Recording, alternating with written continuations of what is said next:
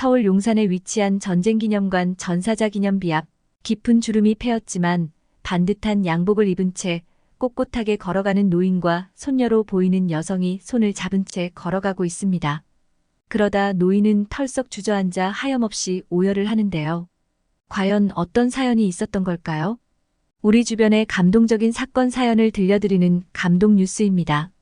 오늘은 한국과 특별한 인연이 있었던 영국에서 보내주신 스테파니님 사연으로 커뮤니티에 올라온 내용을 바탕으로 재구성된 이야기입니다. 여러분의 구독과 좋아요, 알림 설정은 영상 제작에 큰 힘이 됩니다. 안녕하세요. 저는 에티오피아에 태어나 현재는 영국에 살고 있는 스테판이라고 해요. 한국 사람은 에티오피아라고 하면 커피를 가장 먼저 떠올리실 것 같은데요.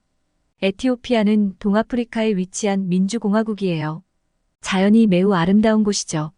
우리 할아버지는 한국과 인연이 굉장히 깊어요. 한국전쟁 참전 용사이셨거든요. 지금부터 할아버지 이야기와 한국에 감동받은 이야기를 들려드릴게요. 우리 할아버지 이름은 비라투 이그자우입니다. 어릴 적부터 에티오피아 아디스바바에 위치한 고요한 마을에서 살았죠. 에티오피아는 굉장히 평화로웠지만 할아버지는 어릴 적부터 도전 정신이 강하셨대요. 그래서 항상 에티오피아 밖으로 나가보고 싶어 했지요. 그러던 어느 날 1950년에 한국 전쟁의 소식이 에티오피아까지 퍼지게 됐어요. 북한과 남한 사이의 갈등이 전 세계의 관심을 끌면서 전면전으로 확대되었고, 에티오피아는 작은 나라였지만 국제 평화와 안보를 지지하는 강한 의지를 보여줬대요.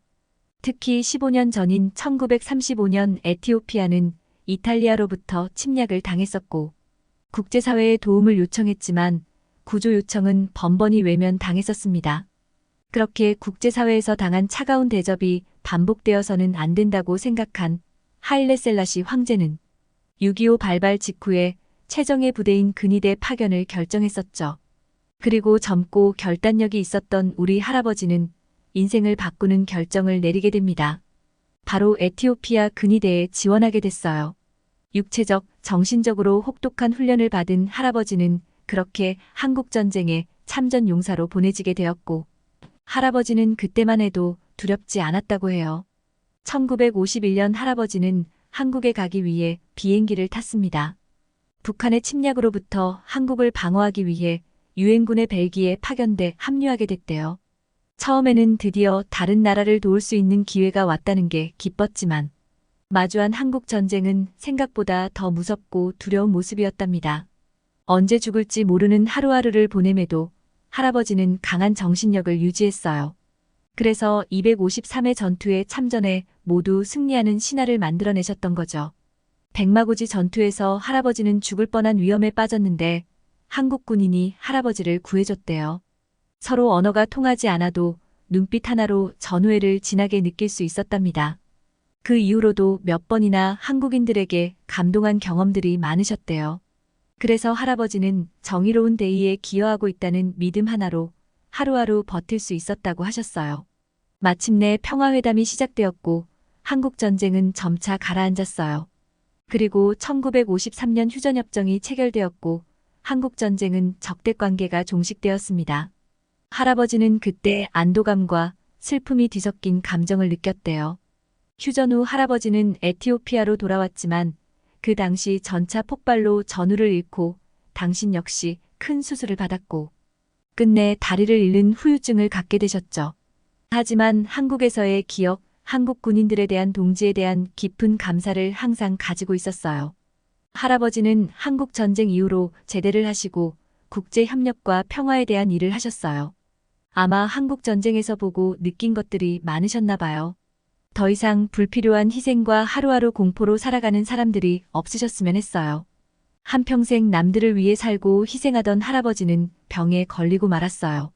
그런 할아버지에게 한 가지 소원이 있었습니다. 바로 한국에 가는 것이었어요. 하지만 가족들 모두 일을 하고 있어 할아버지와 한국에 같이 다녀올 사람이 없었죠.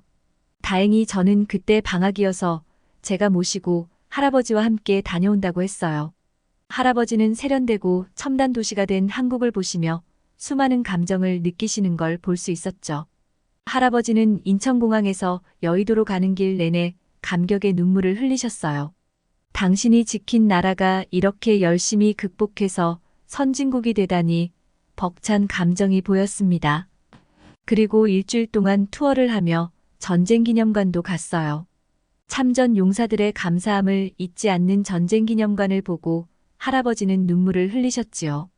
기념관의 전시물들을 거닐면서 전쟁의 역사, 군인들과 민간인들이 직면한 투쟁들, 그리고 인도주의 단체들의 지칠 줄 모르는 노력들을 묘사한 전시물들의 감동을 받았습니다. 그 기념관은 전사자들을 기릴 뿐만 아니라 미래의 갈등을 예방하기 위한 외교와 국제적 협력의 중요성을 상기시키는 역할도 했다고 들었어요. 할아버지의 한국전쟁기념관 방문은 화해와 기억, 인류 공통의 평화를 향한 열망의 지속적인 힘의 상징이 되었고, 갈등의 여파 속에서도 개인은 시간의 흐름을 초월하는 유산을 남기고 분열을 메우고 이해를 증진시킬 수 있는 능력을 가지고 있음을 상기시켜 주었습니다. 저는 그런 할아버지가 존경스러우면서도 한국이 참전 용사를 대하는 것에 감탄을 했습니다. 기록이라는 것에 대한 중요성을 그때 깨달았어요.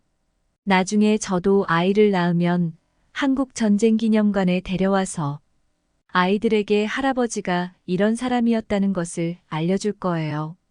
그렇게 짧은 한국 여행을 마치고 에티오피아로 돌아온 할아버지는 본인 평생의 소원을 이뤄 여한이 없었는지 빠른 속도로 병이 악화되었어요. 결국 한국을 다녀온 지 1년 만에 할아버지는 결국 마지막을 앞두고 계셨습니다. 당신도 다가올 죽음을 느끼셨는지 병실에서 간병하고 있는 저를 불렀어요.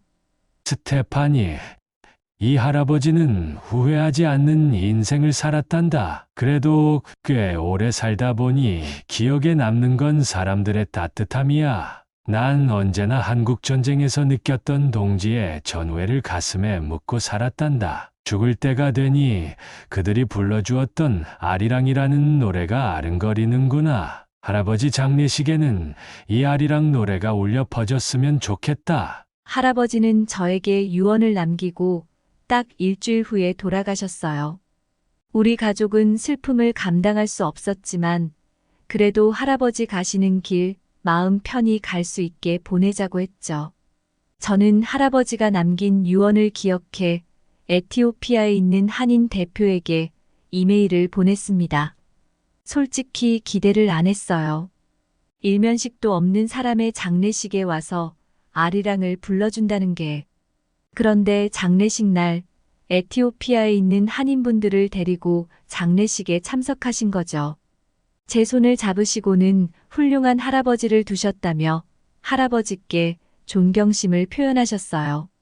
예상치도 못한 한국인 분들의 표현에 저는 극한 감동을 받았습니다. 할아버지가 입이 닳도록 말씀하신 한국인은 은혜를 잊지 않고 의리가 강하다라는 걸 알아챌 수 있었어요. 이후 한인분들은 할아버지의 유언대로 추모곡 아리랑을 틀었고 저희는 눈을 감고 노래를 느꼈습니다. 선율이 부드럽고 곡선적인데 무언가 슬프면서도 따뜻함이 묻어나는 곡이더군요.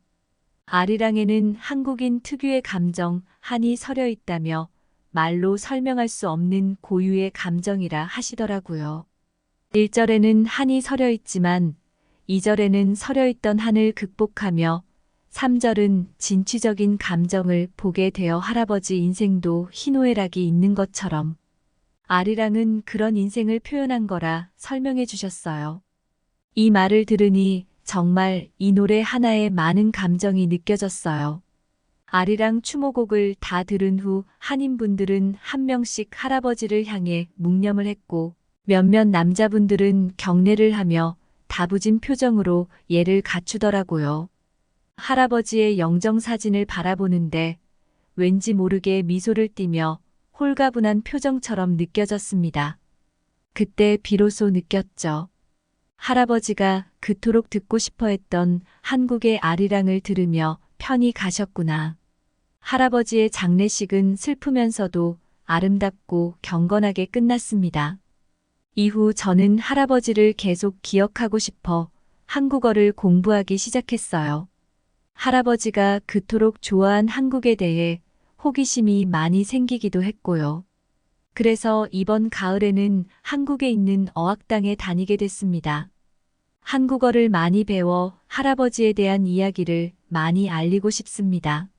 어떻게 들으셨나요? 지금까지 외국인의 특별한 사연을 들려드리는 감동뉴스였습니다. 여러분들의 사연이나 전하고 싶은 이야기가 있다면 영상 아래 댓글이나 공식 이메일로 보내주세요. 끝까지 시청해주셔서 감사합니다. 오늘도 좋은 하루 되세요.